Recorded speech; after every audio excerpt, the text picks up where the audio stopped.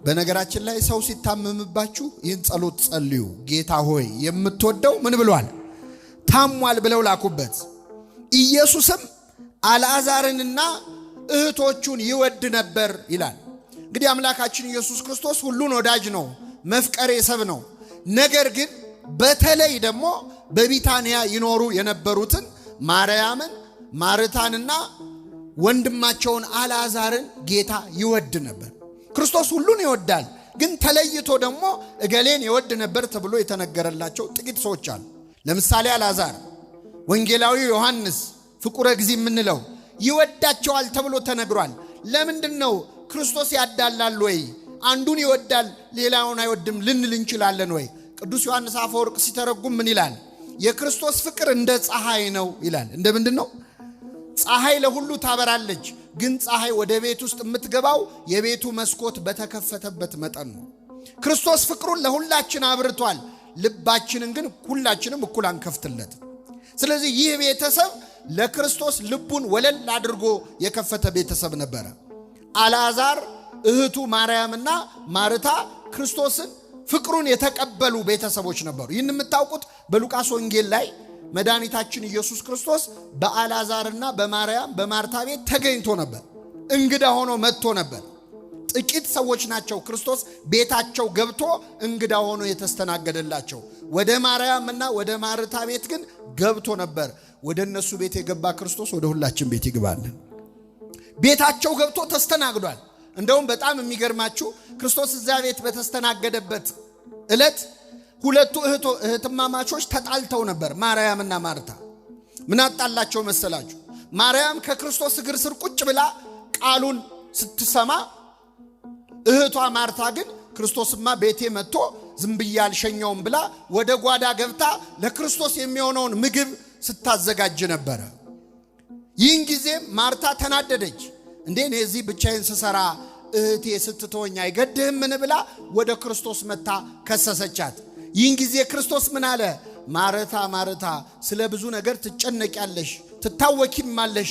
የሚያስፈልገው ጥቂት ወይም አንድ ነገር ነው። ማርያምስ የማይቀሟትን በጎ ዕድልን ምን ብላለች? መርጣለች። ስለዚህ ከማርያምና ከማርታ ጥሩ የሰራችው ማነች? ማርያም ነች ወይስ ማርታ? መልሱልኝ እስቲ እህቶች ብቻ መልሱ። ከማርያምና ከማርታ ጥሩ የሰራው ማን ነው? አይ አሁን ይናላችሁ እስቲ ልጠይቃችሁ። እዚህ መሃል እህት ያላችሁ እጃችሁን አውጡ። እህት ያላችሁ በጣም አውርዱሽ። ቤት ውስጥ እንግዳ ሲመጣ እህታችሁ ከእንግዳው ጋር ቁጭ ብትል ነው ደስ የሚላችሁ? ጓዳ ብትገባ ነው ደስ የሚላችሁ? ታዲያ ለምን ታስመስላላችሁ? ማርያም ከእንግዳው ጋር አብራ ምን ብላ ነበር? ቁጭ ብላ ነበር። ማርታ ግን ትሰራ ነበር። ብዙ እህቶች እንግዳ ሲመጣ ከእንግዳ ጋር ቁጭ የሚሏል። አንቺ ስራ አትወጂም፣ እንግዳ ሲመጣ ሄደሽ ከሱ ጋር ትቀመጫለሽ ብላችሁ ከእህቶቻችሁ ጋር ሁሉ ትጣላላችሁ። ታዲያ ለምንድነው ማርያምን የምናመሰግናት? እዚያ ቤት የመጣው እንግዳ እኮ ተራ እንግዳ አይደለም። የዚያ ቤት እንግዳ ሰማይንና ምድርን የዘረጋው መድኃኔዓለም ክርስቶስ ነው። ምግብ አያስፈልገው። ቅዱስ ኤፍሬም ሶርያዊ ምን ይላል? ማርታ ምግብን ለፈጠረው አምላክ ምግብ ልትሰራ ወደ ጓዳ ገባች። ምግብን የሰራው ማን ነው? እግዚአብሔር ነው። አመለጣት። ቤቷ ቁጭ ብሎ ሲያስተምር የክርስቶስን ቃል የመስማት ድል አመለጣት። አለን በየቤተ ክርስቲያኑ በነገራችን ላይ ልክ ወንጌል ሲጀምር ውር ማለት የምንጀምር ሰዎች አሉ። የማርታ ችግር ያለብን ማስተናገድ የለመደ ሰው እኮ አይቀመጥም። ታውቃላችሁ፣ ይቁነጠነጣል፣ ወደዛ ወደዚህ ይላል። ማርያም ግን ቁጭ ብላ ትማር ነበር። የማይቀሟትን በጎ ዕድልን ምን አለች? መረጠች። ይህን ጊዜ ማርታ ተበሳጨች። እንዴ እኔ እዚህ ስለፋ ብቻዬን ስትተወኝ አይገድህም ምን ብላ መታ ወደ ክርስቶስ መታ ከሰሰቻት። ቃለ እግዚአብሔር የማይማር ሰው እኮ ክስ ያበዛል። ታውቃላችሁ፣ አንደኛ እህቷን ጠርታ ነይ አግዢኝ እንጂ ብትል ምን አለበት? እሷ ግን አሽሙር ነው የተናገረችው። ሰው ወንጌል ሲጎላው አሽሙረኛ ይሆናል።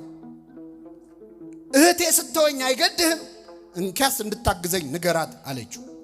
ይህን ጊዜ ጌታ ማርታ ማርታ ስለ ብዙ ነገር ትጨነቂያለሽ፣ ትታወቂያለሽ። የሚያስፈልገው ጥቂት ወይም አንድ ነገር ነው። ማርያምስ የማይቀሟትን በጎ ዕድልን መርጣለች። እዚህ ላይ በጣም የሚገርማችሁ ምዕመናን፣ ማርታ ወገቧን ይዛ መታ ስትከሳት ማርያም አንድም መልስ አልሰጠችም። እኔ እንዳንቺ ወጥ መስራት አቅቶኝ ነው ወይ? መማር ይበልጣል ብዬ ነው እንጂ ወንጌል ይበልጣል አላለች። ዝም ምን ያለችው ምንድነው? ዝም ያስባላት ቃል እግዚአብሔር። ሰው የእግዚአብሔር ቃል ውስጡ ሲገባ ጸጥ ይላል። ቢሰድቡት አይሰማውም። አፏ ብቻ አይደለም ዝም ያለው ልቧም ጭምር ነው። አባ ሕርያቆስ በቅዳሴያችን ምን ይላል? ናጥሪ እንከ አርምሞ ወትዕግስተ ከመ ማርያም። እንግዲህ እንደ ማርያም አርምሞና ትዕግስትን ገንዘብ እናድርግ። አፏ ብቻ አይደለም ዝም ያለው ልቧም ዝም ብሏል። እኛ አንዳንዴ አሁን ከሰው ጋር ስንጣላ አፋችን ዝም ይላል፣ ውስጣችን ግን ዝም ይላል። ስድብ ነው የሚያጠራቅመው። ይሄን የምታውቁት የሆነ ቀን ዝም ያልነውን ሰው ሌላ ቀን ስናገኘው ባለፈውም ትችል ነው ብለን ከአቆምንበት ነው የምንቀጥለው። ማርያም ግን ልቧም አፏም አልተናገረም። አርምሞና ትዕግስትን ገንዘብ እናድርግ የማይቀሟትን በጎ ዕድል መረጠች ብሎ ጌታችን አመስግኗታል። የማርያምን ዕድል ለሁላችን ያድለን። ቁጭ ብሎ ቃሉን ምን ማድረግ መስማት ማለት። ማርታ ግን ወደዛ ወደዚህ ትል ነበር።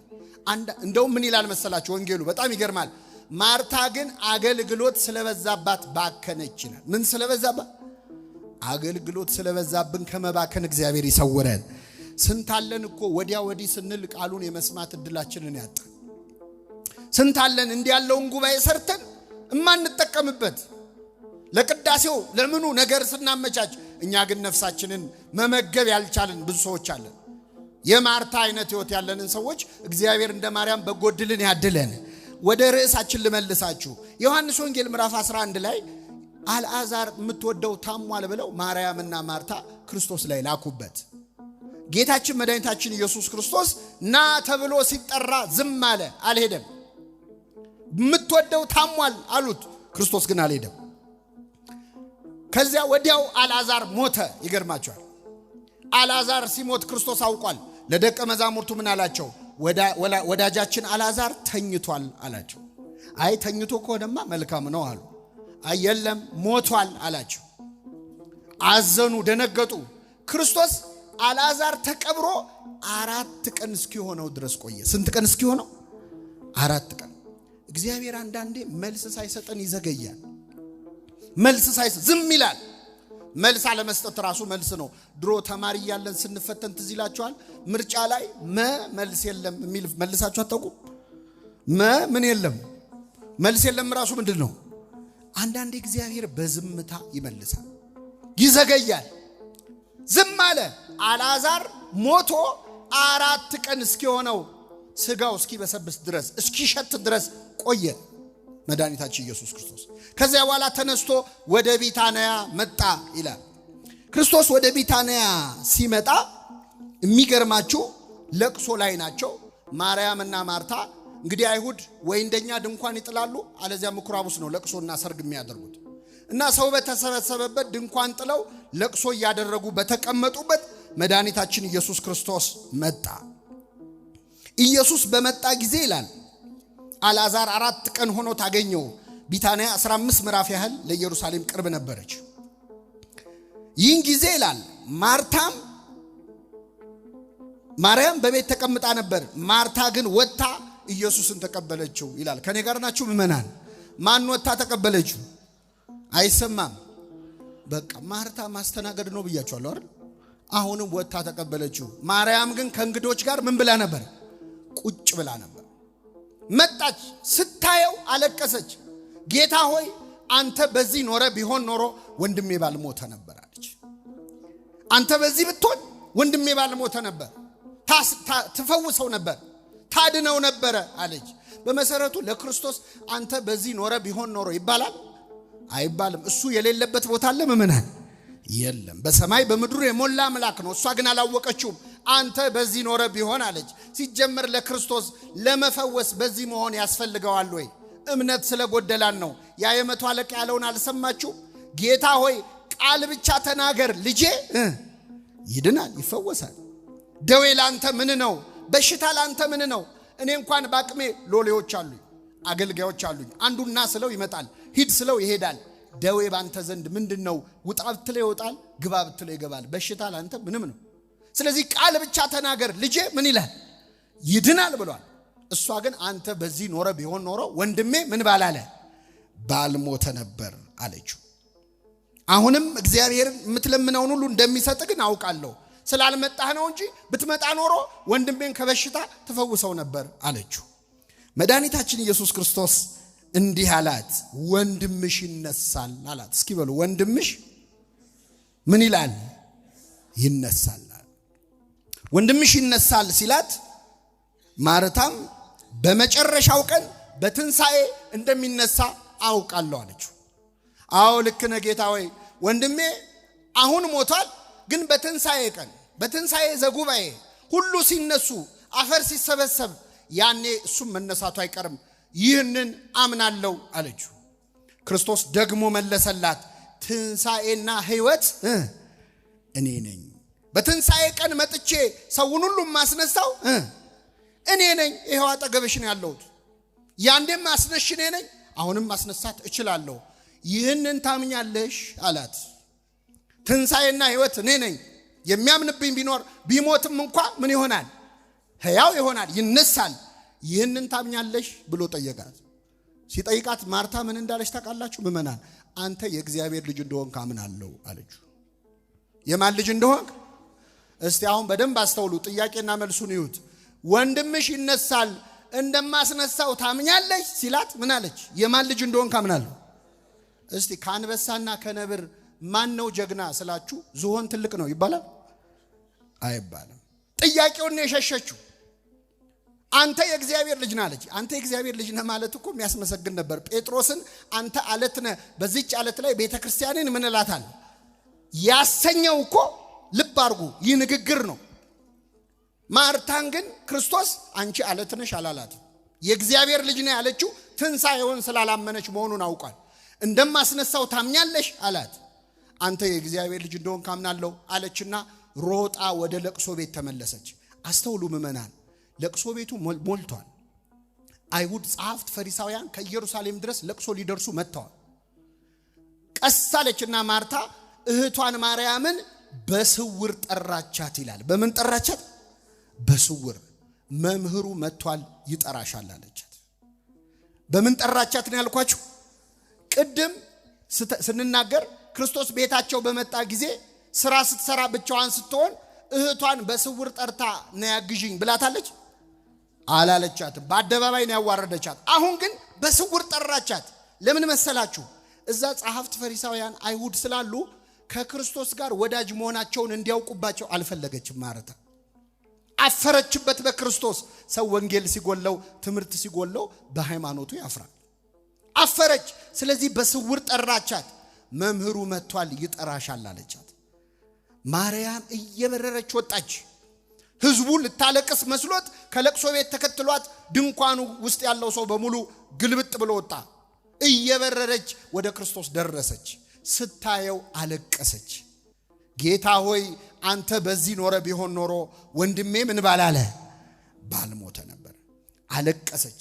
ክርስቶስ ሲያለቅሱ አየና በመንፈሱ ታወከ፣ እንባውን አፈሰሰ ይላል።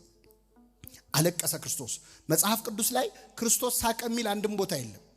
አንድም ቦታ ሳቀ የሚል የለም። 3 ቦታ ግን አለቀሰ የሚል አለ። ለይሁዳ አለቀሰለት። ለኢየሩሳሌም በነገው ዕለት በሚነበበው ወንጌል ኢየሩሳሌም ኢየሩሳሌም ሆይ ዶሮ ጫጩቶቿን ከቅፎቿ በታች እንድትሰበስብ እኔ ልሰበስባችሁ ወደድሁ፣ እናንተ ግን አልወደዳችሁም ብሎ አለቀሰላት። 3ኛ አልዓዛር በሞተ ቀን የአልዓዛር እህቶች ሲያለቅሱ አይቶ እንባውን አፈሰሰ። እንባቸውን ሲያይ እንባውን አፈሰሰ። ከኔ ጋር ናችሁ ምእመናን? የአልዓዛር እህቶች ሲያለቅሱ ያለቀሰ ክርስቶስ እናቱ ድንግል ማርያም ስታለቅስ ሲያይ ምን የሚሰማው ይመስላችሁ? ዓርብ ዕለት በሱ ምክንያት ሌላው ስቃዩ እኮ ይሄ ነበር። አለቀሰ፣ እንባውን አፈሰሰ። ጸሐፍት ፈሪሳውያን ሲያዩት እያለቀሰ ነው፣ እንዴት ይወደው እንደነበረ እዩ አሉ። እንባውን ሲያፈስ አይተው እንዴት ይወደው ነበረ አሉ ይላል። ወዴት ቀበራችሁት አለ ክርስቶስ። አሳዩኝ አለ። ወደ መቃብሩ ወሰዱት። ማርታ መጣችና ምን አለችው? ጌታ ሆይ ከተቀበረ 4 ቀን ሆኖታል፣ ይሸታሃል አለችው። አሁንም የምታስቸግረው ማርታ ነች። ይቅርታ እንግዲህ ማርታ የምትባይ ካለሽ ይቅርታ አድርጊልኝ። በኋላ ሰማዕት የሆነች ነች፣ በረከቷ አይደርብን።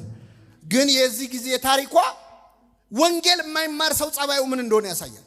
ጌታ ሆይ ይሸታሃል፣ 4 ቀን ሆኖታል አለችው። ብታምኚ የእግዚአብሔርን ክብር እንድታይ አልነገርኩሽም አላት። ገሰጻ። መቃብሩን ክፈቱት አለ። ትልቅ ድንጋይ ነው የተዘጋው። መቃብሩ ተከፈተ። አልዓዛር ወደ ውጪ ና ብሎ ክርስቶስ ጮኸ። አልዓዛር ከመቃብር ነፍሱ ከሲኦል ስጋው ከመቃብር አፈፍ ብለው ተዋሃዱ፣ አንድ ሆኑ። ከነመግነዙ የ4 ቀኑ ሬሳ አልዓዛር ከመቃብር ወጣ። ክብር ምስጋና ይድረሰው አምላካችን።